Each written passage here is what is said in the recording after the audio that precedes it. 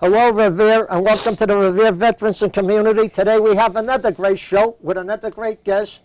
He's a former councillor and a new councillor too, George Rotondo. First of all, let me welcome you to the Revere Veterans and Community Show. Thank you, Morris. Before we start, people may not know that George is also a veteran of the military, a community veteran, and a nurse at a hospital in Massachusetts, and he does the ICU. And George, expand on it. So I was in the National Guard, matter of fact, in Ira's unit, and I work in a major Boston hospital in the ICU. Did you say Ira Novoselsky? Yes, I did. Then you got we the were in the Purple infantry Heart. together, yeah. Did in you the get National the Purple Guard. Heart? I didn't get no Purple Heart. Well, I thought you But- wanted his unit. No. Okay. But you know what? I must congratulate you. 87 years old, correct? Yep. 285 pro. No, 255. I'm giving you more credit than due. But 255. My God. Yep. In 2 years. In 2 years. God bless you. I don't know how you do it. God bless Well, I you. have a twin brother, so it's easy to do. Norris, not Morris. Norris and Morris. We do a Oh, terrific show God, you're together. killing me. Okay. Go ahead, George. You're here to talk about marijuana, I believe. Narcan, and you know, basically how to use Narcan and how important it is to, you know, be educated on it. Unfortunately, Revere has a huge issue with addiction. What is Narcan, if I may ask you? Sure. Well, this is Narcan, and what Narcan is it's an antidote to opiates. So if, God forbid, someone that you know has ingested or has taken an opiate, whether it be heroin, whether it be oxycodone, and they've taken too much, they'll stop breathing. And what this does is it helps reverse that. And it's a very simple process to learn how to use. Oh. And this is just for information. So, you know, I'll show how to use it here with you, but I want the people out in TV land, so to speak, to actually get trained at the, what do you call it, North Suffolk Mental Health Center on Beach Street. Reach out to the Department of Public Health to learn how to appropriately administer this. Also know that you can obviously get this medication at Walgreens or Rite Aid, and that they will actually give you a prescription to administer this this Narcan. It's a very important drug to have if, God forbid, someone in your family is addicted to opiates. Do you need a doctor's prescription for that, if I may ask you?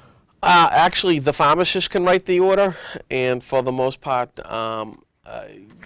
that's what's done. I would also say a doctor can order that for you as well. So, yeah, that is the case. But for the most part, you can go to the pharmacy, like I did today, and you can go to the pharmacist and say, you know, I'd like to get the Narcan. But you need a doctor's note for that? No, the pharmacist will give it to you, yeah. Oh, I didn't know that. Yeah, and you know, it's a pretty simple thing to utilize. You open up the package, and you basically get the drug out, and you see the yellow piece in the back here. And again, this is just for information purposes. You should be trained by a professional, although I'm a professional, just in order for you to have a better understanding at home. That's what you need to do. And you take the actual drug itself, you put it in, so I don't use it, and you screw it inside here, and then you take this yellow piece off, and then you attach the nasal portion, and then you squirt the drug in the nostril of the person that's not breathing because of the drug overdose. Oh. And this will, you know, wake them up. It'll basically save their life. It's truly remarkable when you see it. So the fire department always has some of that with them then, right? The fire department does. Matter of fact, Revere was the first community in the state to actually make sure that it's on every fire truck.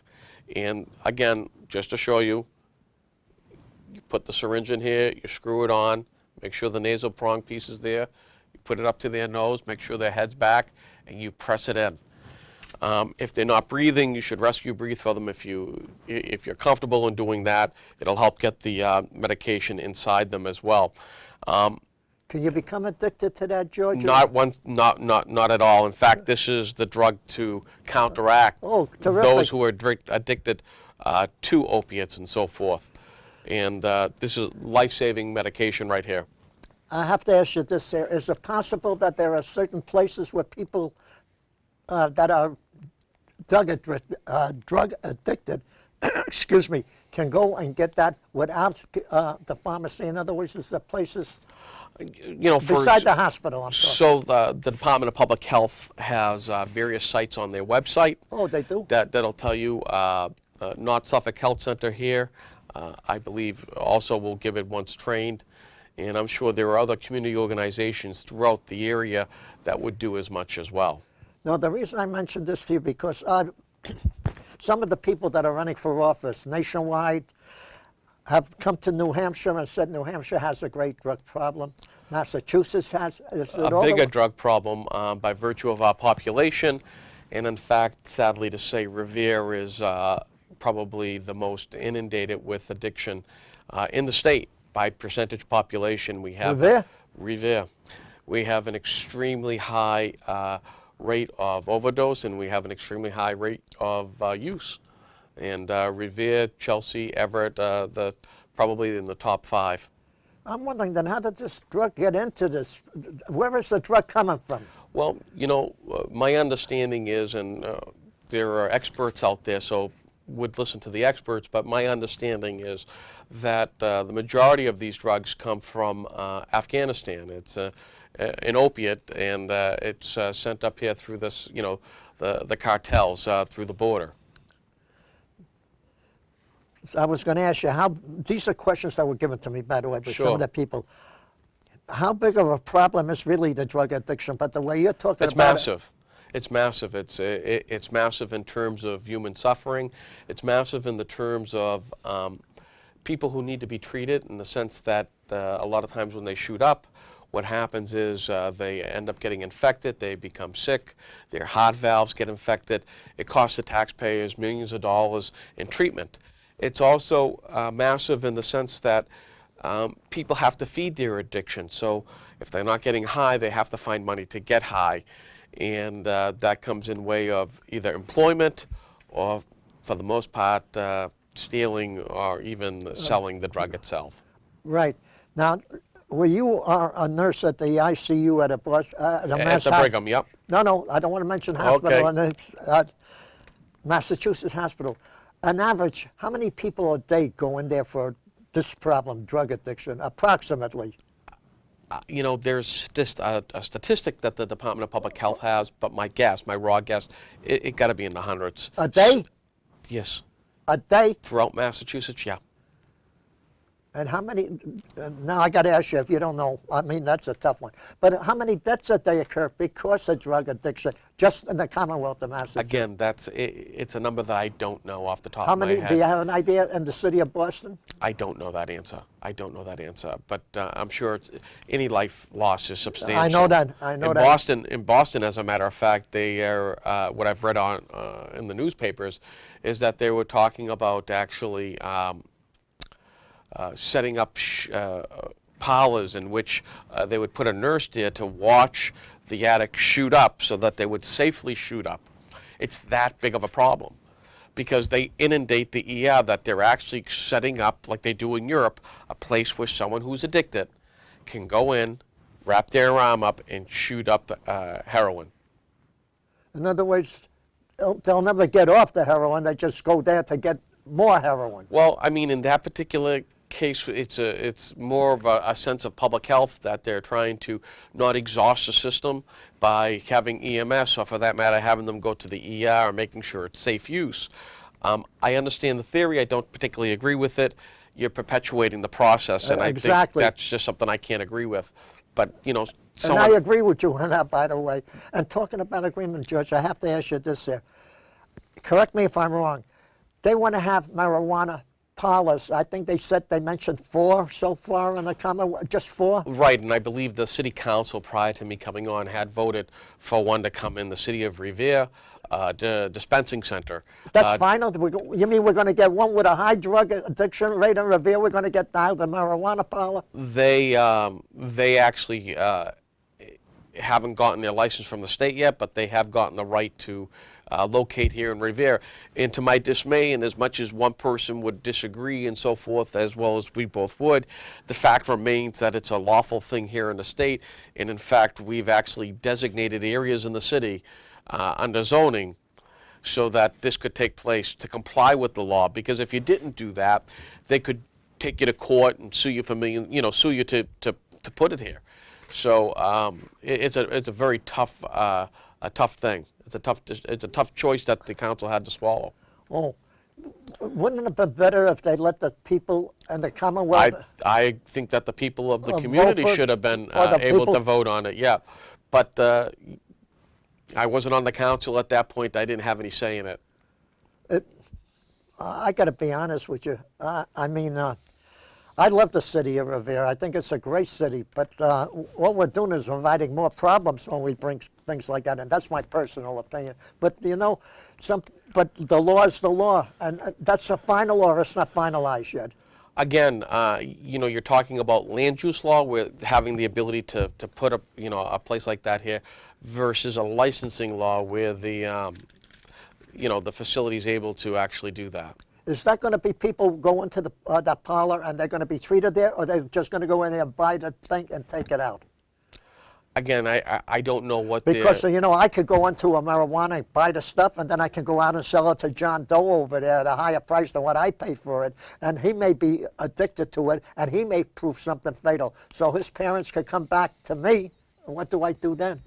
Again, that's you're making a great argument not to allow that here in the city. Unfortunately, it predates my right. Now, Mickey Casoli, I'm sure you heard of him, a great citizen of the city of Revere. Yeah, I know him. Yep, you've seen him around. Always no on drugs, say no to drugs, and he's been doing that for years to keep the city down low with it, and all we're doing is just taking the opposite. But it's not final yet, so it could be rescinded. It could be rescinded then. No, the next part is dependent upon the state. It's not in the hands of the city at this point. It's at the state level. Oh, and who is in charge of it at the state level? I believe the Department of Public Health, if my recollection is correct. So if people don't want it or they're not agreeable with it, they can call the Department of Public Health and tell them not to go ahead and okay it? I'm just speaking as personally, a citizen. You could do that. I just don't see how, where they allow it and they set up a process that would have an impact. I say, public discourse is important. If people want to protest or objection over that, then please send a letter. Just the nature of government in Massachusetts at this point where they have allowed it, I kind of find it hard that they would, listen to what people have to say. Well, I think there was if my memory is correct, I think Colorado allowed it, and now people are swarming in from north, south, east, west into the state of Colorado to buy it and then leave with it. Correct, and the neighboring states are having problems enforcing their laws because of the issue of the inundation of marijuana coming from Colorado. Yeah, and it's costing them greatly. Right, so if New Hampshire didn't want it and voted against it, but the people that want to use it in New Hampshire can come into Massachusetts? Sure. I think the people out there will decide whether they want it in the city of Revere or not, so I'm going to leave that up to them. Here's a question I want to get onto. Before we continue, you showed us a Narcan, but before we close the show, I'm going to spend 5 minutes. Could you give us a repeat performance on that for people that tuned in late? Sure, I'm going to put on my glasses. Not before we close the show. Okay, I'm going to kind of fold this back up so we can do it when you ask. Right. Now let me ask you, what does it cost the city of Revere, or I'll take the city of Revere because that's where we're broadcasting from, to take care of all these things, to have the fire department come down if someone is overdosed on drugs? Thousands of dollars in the sense of administering the medication. The service call itself is pretty costly as well because you're using city resources in order to treat that person. Right, and they also have that Narcan with them. Matter of fact, it was one of the things that I had fought for in 2010 to bring to the city. because it was so unique, and Gene Doherty was the person who actually was in the forefront with this, as well as I believe Captain Piccarello. To Yep. their credit, that's how we evolved into this process. And people were resistant at it at first, and I fought with them to get this here because it was such a life-saving effort. Is everyone on the fire department, especially the EMTs, are they well trained in that, if I may ask? I believe that is the case. And I Excuse me. believe at this point we're getting the fire department as well as the police department to do this, yes. So that's, It's a big thing. I mean, now if people are drug addicted, can they go into a hospital and say to the hospital, look, I don't want no one to know about this, can we keep it? And well, that's HIPAA. I mean, there are HIPAA laws where privacy is of paramount. When you hit me in the head, I made sure that, I didn't tell anybody. But no, seriously, anybody who goes into a hospital, their business there is sacrosanct. It's totally private, period. So anyone who's a drug addict and would like to get off the drugs can walk into a hospital and ask for help. Correct. And, I would say if you would to speak to any person in the city of Revere that's in the public health department, or for that matter, in our EMS, I would suspect that they would help point you in the right direction. The hardest thing right now is to find a bed for someone to get them treated. Oh. To find a treatment bed is very, very hard these days. And They're all filled up, you mean? that's right. There's thousands of people that are addicted to heroin and opiates that can't find a bed. I'm going to tell you, I used to go around in the city. The city of Revere has a cleanup maybe once or twice a year. And when I could walk pretty good, I used to go down the end of Walnut Avenue and pick up. I would see a lot of needles on the Sure. floor, and they would tell us, Don't touch 'em. Don't touch them with your hands. And we had these picker-uppers, so we would pick them up Like with a the tong, sure. Yep, and throw them in a bucket. And I'm not talking about one or two. I'm talking about like 15 to 30 that I could Jeez. find. And that's just in one little area. So if you're going over the whole city, you could imagine it. Another place, if I may say, where I found some, ironically, is right down by the MBTA station on Shirley Avenue, Sure. where you go down by the MBTA. Yep. The chain link fence as you're going down that street to the right. To Yep. the right, not on the boulevard, but to the Towards right. Beach Street, yep. Loads of needles, loads of needles. So, it's, Like I said, addiction is a very prolific issue in the city of Revere. It doesn't discriminate. It affects everybody. here's a question that I don't know if it's possible. Me as a parent, how would I know if my child was coming home and was using drugs? Would there be some telltale sign? Because a lot of them kids are not going to tell their parents, Ma, I'm using drugs, I need money or things. They do it on the QT. Obviously there are telltale signs, and Can you give us a couple, just roughly? You mean well, if your kid's stealing from you, if they look lethargic, I mean, there are many things, and I'd rather leave that to the experts in addiction. Okay. And just for liability's sake, for people to look it up. But the thing is that from what I hear from parents a lot of times, is sometimes they didn't realize it until it was too late, and then it gets to a point where it's pronounced. They know, and that's the scary part. Right, I'd like to change the subject about something.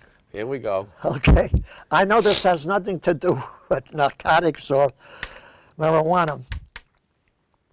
I was watching the TV show, Okay. the city council meeting, and the So budget. you call it a show? Right, well, it's Okay. a TV show. It's a good show, though, because it's knowledgeable for the people of the city. But Okay. the budget came up. Could you elaborate a little about the budget on the city of Revere?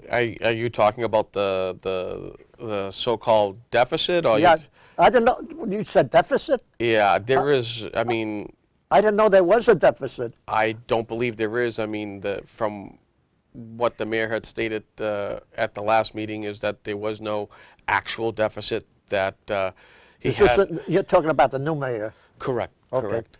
And that he had projected that there would be a deficit if he allowed spending to go forward.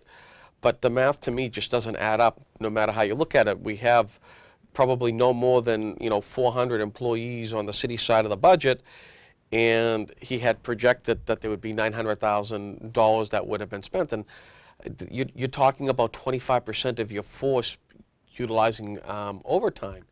And number one, Tom Ambrosino would have never allowed that, and I'm certainly sure Dan Rizzo would never allow it, and thankfully Brian Arrigo never allowed it. So, how can you project something that never materialized, that never was?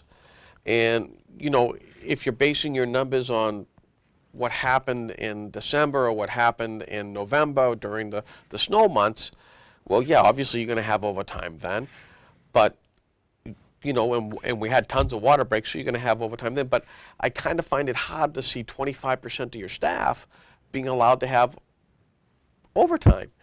And when the average salary of an employee in the city of Revere is probably no more than $60,000, $900 a week for 100 employees over a 10-week period is huge. Right. So it just, and City Hall is only open so many hours in a day. I can't understand where this number came from. Excuse me, where this number came from. So I mean, George, I have no idea. Okay, I was just asking that. I was just curious, and some Sure. of the people were. I'd like to go back to that now, Cam. Before we go, I want you to show exactly how it's used. Sure. Do you have an idea what it costs if they went into the store to buy it? If you were to buy it Yeah. out of pocket, Right. $50 at Walgreens. It's disgusting, and it's going to be the next just for thing. one? For one. A lot of people can't afford that. That's then. correct. But if they went to the hospital, could they get it at the hospital? They would have to be prescribed it, and Okay, they would get a prescription, but I don't believe that they would dispense it there. So what you would do is you would take it out of the box. You would basically uncap the back portion here. Sorry about that. Uncap the back portion. You would then screw it in here gently. And this is just the way I do it. You But it take does off- come with directions too. Correct. Okay. You take off the yellow piece there. You put the nasal prong on here, right in here, and you twist it, making sure all caps are successfully attached. And I want you to watch, and then you spray it into the person's nose. So if you could get a close-up, I'll show them how to do it. And so you just spray it, and I'm not going to spray it in my nose, but I'm just going to spray it. Where's the camera? Yeah, let me wipe my nose first. There we go. Okay. And here we go. And it just sprays up. You just push up. Now, does one solve the problem, or you need more than You one? push the whole thing No, into no, the I nose. mean, It doesn't. No. So if someone used a lot of medication, Right. you would need to administer more than one. Okay. The hope is that you would get them awake and breathing, so that the paramedics or the EMTs could come and help out. And again, this is just for information only.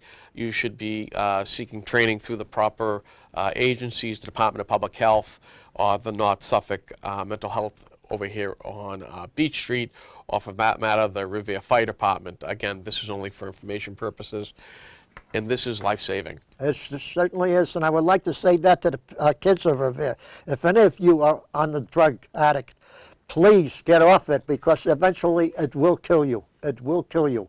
Am I correct on that? I don't know many drug addicts in the age of 60 or 70, my friend. So No, I'm not talking about age. Yeah, I know. It will kill you. And it's a scourge that we face here in Revere. And It's all over the country, let's be honest. Yeah, nope. And I was going to say that we face here in Revere, in the Commonwealth, and throughout the country. Right. And addiction shouldn't be stigmatized. We need to treat people who have addiction and move forward, not backwards. George, we got a little over 3 minutes. Take a couple of minutes and just tell us about how you like your city council being back on it, or whatever you want to talk about. Well, I mean, I enjoy being on the city council. I believe, that my job is to create checks and balances against the executive branch, no matter who's in that position.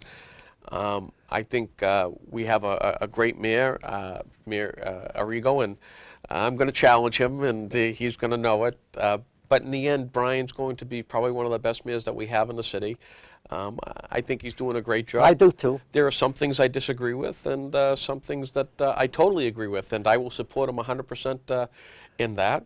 I'm also supporting Dan Rizzo for Senate, a guy that I ran against because I believe it's vitally important to have a senator from Revere.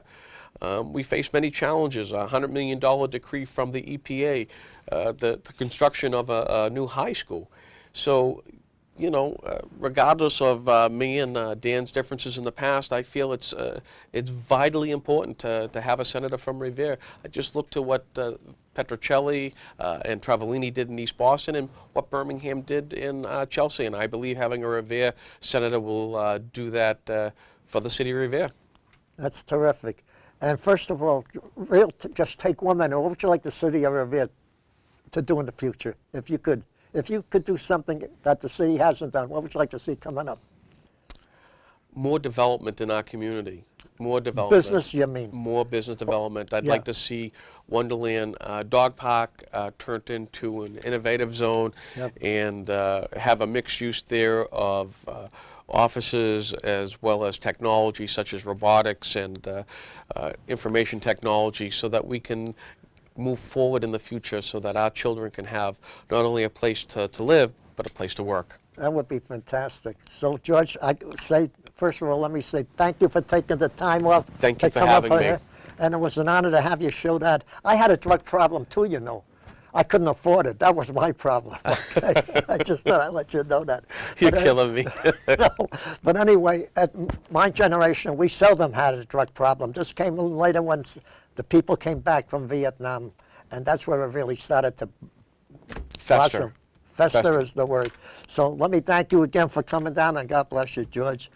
God Thank bless you. the people of Revere, our great city of Revere, our troops of Revere, but most of all, God bless our great country, the United States of America. And keep tuned, folks. We're going to give you a lot of knowledge, what is good for you and what is good for your kids. We're professionals like George Rotondo here. Thank you again, George. Thank you, Morris.